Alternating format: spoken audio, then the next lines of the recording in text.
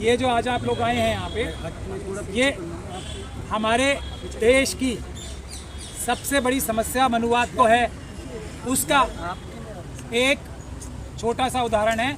और ये छोटा सा उदाहरण ऐसा है जो मनुवाद की जड़ और बुनियाद को खोखला कर सकता है। दो महिलाएं जो मेरे दोनों तरफ खड़ी हैं, नवदीप कौर और डॉक्टर रितु सिंह, इनका कसूर क्या है? सबसे बड़ा इनका कसूर ये है कि इनको देखकर, एक तो ये एससी कम्युनिटी से आती हैं, दूसरे ये महिलाएं हैं, और इनको देख के मनुवादी जो अपने आप को बहुत ज़्यादा इंटेलिजेंट, झूठा इंटेलिजेंट बनाना चाहते हैं, कैपेबल बताना चाहते हैं, इनको देख के उन्हें इन्फीरियरिटी कॉम्प्लेक्स होता है।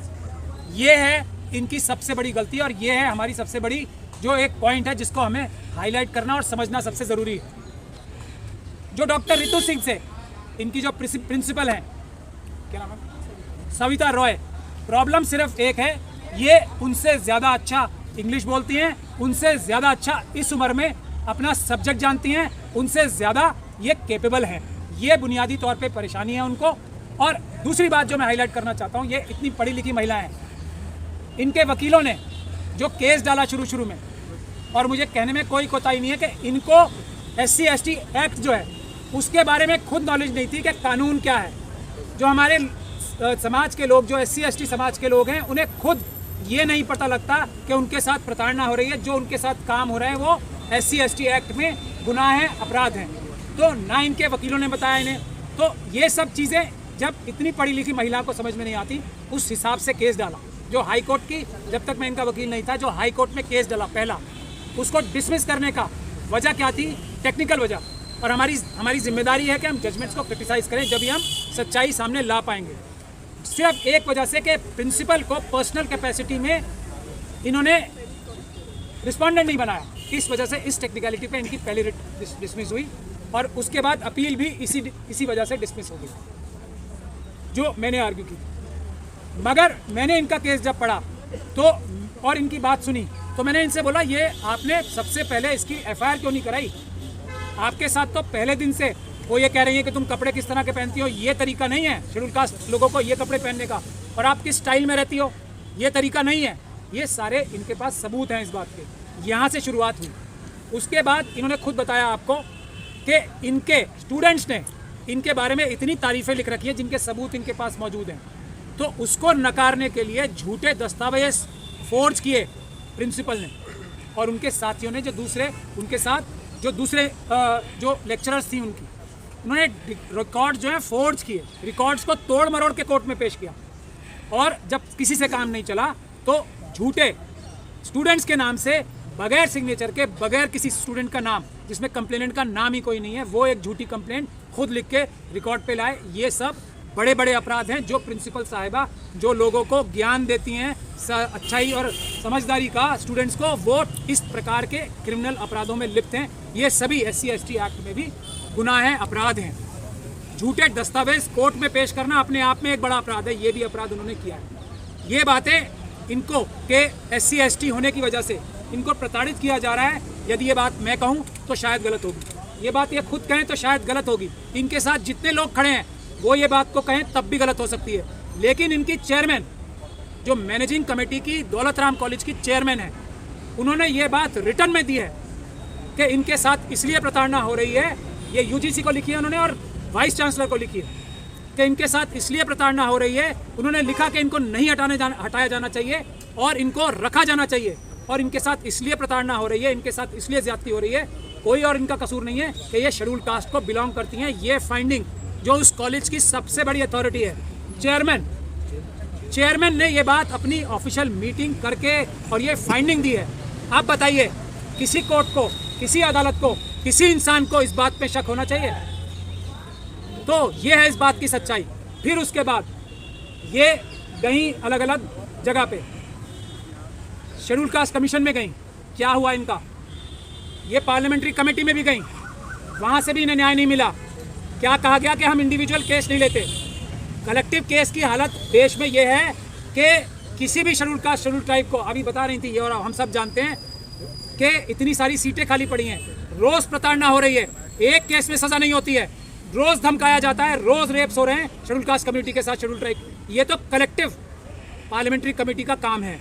इंडिविजुअल काम हम नहीं करते, इंडिविजुअल करते नहीं, कलेक्टिव हो नहीं रहा उनसे, तो किस लिए बैठे हैं? ये है हमारी समाज की, हमारे सिस्टम की कमी। डॉक्टर रितु सिंह का केस इनका अकेला केस नहीं है, ये मिसाल बनेगा कि इस तरीके से शेड्यूल कास्ट महिला के साथ जो ब्रिलियंट है, जो किसी भी अपने समकालीन और समकक्षीय टीचर से अपने फील्ड में ज़्यादा अच्छी है, उसको किस तरीके से एकलव्य की तरह उसका अंगूठा काटा जाता है। ये आज की एकलव्य हैं, जिनको पकड़ के उनका अंगूठा काटने की नहीं, उनकी हाथ और गर्दन काटने की कोशिश ये मनुवादी समाज कर रहा है। इसलिए हमें इसके लिए लड़ना पड़ेगा। आप सुनिए कि एफआईआर आप सब लोगों ने 2 अप्रैल 2018 को जो प्रदर्शन किया था, जो सरकार को दिखाया था, सुप्रीम कोर्ट को उसके बाद अपना कोर्स करेक्शन करना पड़ा था और अपनी पहली जजमेंट का क्रिटिसिज्म करना पड़ा था बहुत ज़बरदस्त, और 18A सेक्शन आया था। इनके लिए 18A का पुलिस ने इस्तेमाल नहीं किया, एफआईआर नहीं की। हम अदालत में गए, अदालत में जज साहिबा ने भी, और मुझे इस बात में कोई कहने में शक शुबे की गुंजाइश नहीं है, एक गैर कानूनी ऑर्डर पास किया जो नहीं करना चाहिए था, और ये क्रिटिसिज्म है उसका, और मैं उसका खमियाजा भुगतने का तैयार हूँ। वो जजमेंट एक ऐसी जजमेंट थी कि जो इनकी एफआईआर नहीं करने की जजमेंट है, कि उससे बेकार इलीगल जजमेंट कोई नहीं हो सकती। और मेरे ख्याल से अब वो समय आ गया है कि हमें जो जज साहिबान हैं उनके खिलाफ भी सेक्शन 4 का इस्तेमाल करना पड़ेगा, वो कोई इससे ऊपर नहीं है। क्योंकि इस प्रकार की बेईमानी जिस तरीके से जजमेंट्स में नज़र आती है वो ज़्यादा दिन नहीं चल पाएगी। उसके लिए ज़रूरत हमारी है। हमारे लोग कोर्ट के ऊपर विश्वास करते हैं, बहुत ज़्यादा करना चाहिए विश्वास, लेकिन कोर्ट जो है, हमारे 4 सुप्रीम कोर्ट के जज सड़क पे आके कह चुके हैं हमारी मदद करो। ये जो कॉम्प्रोमाइज सिस्टम है, जुडिशल सिस्टम भी, वो खुद अपने आप में इतना शर्मिंदा है कि 4 सुप्रीम कोर्ट जजेस आके कह चुके हैं कि पब्लिक हमारी मदद करे। तो कोर्ट से हमें उम्मीद करनी चाहिए मुश्किल से 10%। जो हमारा दूसरा संवैधानिक रास्ता है पीसफुल प्रोटेस्ट, वो हमें 90% कामयाबी दिलाएगा।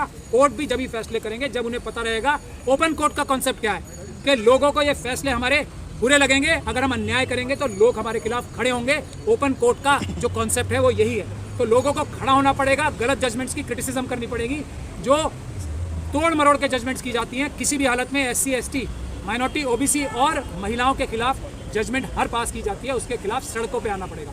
और डॉक्टर रितु सिंह के लिए हम सड़कों पे नहीं आए तो डॉक्टर रितु सिंह पहली तो ज़रूर है, आखिरी नहीं है। हज़ारों जो जगहें बाकी हैं, मैं इस प्लेटफॉर्म के माध्यम से, और अभी मेरे साथ बड़े बड़े नेता मौजूद हैं, उनसे, उनके माध्यम से, और वो भी करेंगे आप सबसे गुजारिश, पूरे देश के जितने भी एडहॉक टीचर्स हैं, खास तौर पे हमारे जो एलिजिबल कैंडिडेट्स हैं SC ST OBCs के, उनको सब काम छोड़ के आज ही सड़क पे आ जाना चाहिए। अपना ज़्यादा से ज़्यादा समय पीसफुल प्रोटेस्ट में निकालना चाहिए। हज़ारों लाखों नौकरियां पड़ी हुई हैं खाली, जो उनका इंतज़ार कर रही हैं। ये जो अपॉइंटिंग अथॉरिटीज़ हैं, ये नॉट फाउंड एलिजिबल या सूटेबल नहीं है, दे आर नॉट सूटेबल। ये अपॉइंटिंग अथॉरिटीज़ उस जगह पे बैठने के लिए सूटेबल नहीं है। इनको हटा के हमारे लोगों को, SC ST OBC और माइनॉरिटी के लोगों को जब तक अपॉइंटिंग अथॉरिटीज़ पे नहीं बिठाया जाएगा, ये तो बाय एंड लार्ज नहीं, बाय डिफ़ॉल्ट नॉट सूटेबल हैं। इनको जो इंटरव्यू लेते हैं वो अथॉरिटीज़ सारी नॉन सूटेबल हैं। जिस तरीके से इतनी सारी वैकेंसीज़ मौजूद हैं समाज में, हमारे हर डिपार्टमेंट में वैकेंसीज़ मौजूद हैं, उसमें हर रोज़ चोरी हो रही है। उसको 5 साल बाद 10 साल बाद दिखा दिया जाता है कि सिस्टम चरमरा जाएगा, इसलिए हम जनरल कैटेगरी के लोग ले लेंगे। ये बेईमानी है, या चोरी है, या डकैती है। SC ST OBC के लोग, माइनॉरिटी के लोग किसी भी दिन जनरल कैटेगरी के लोगों से ज़्यादा समझदार हैं, ज़्यादा केपेबल हैं, ज़्यादा।